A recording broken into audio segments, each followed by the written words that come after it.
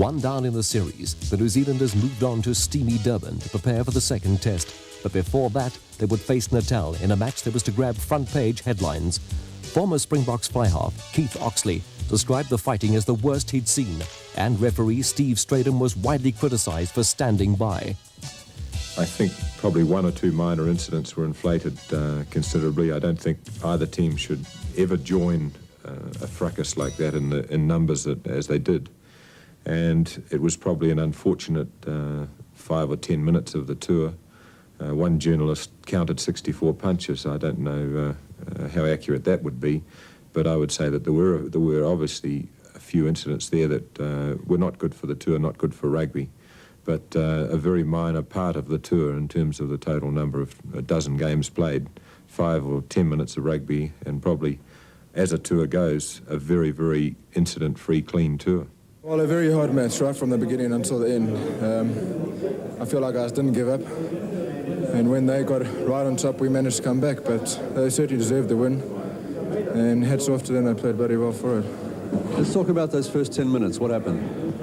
Well, I think both sides are keyed up, us being a B-section side, probably knowing that we had nothing going for us as far as support was concerned from the outside people, and that nobody really gave us a chance, and everyone said, well, they should win, and we knew that.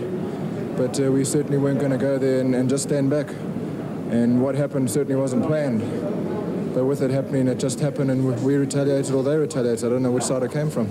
We very much needed tonight's win because, of course, of the loss on Saturday, we needed to get the tour back on a winning note. So, we're happy to have won. We're not happy with all that was happened out on the field, but there were some good tries scored.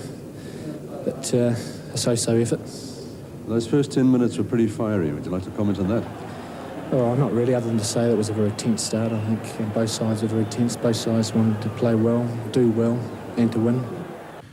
A lot of criticism was put on Steve Stratham because of his control, but I think at times like that, a referee cannot control that situation. That just blew up.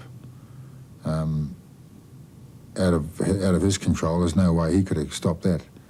I guess the incidents that happened later on could have been stopped if he'd had sent a player off from each side, but obviously didn't want to do that.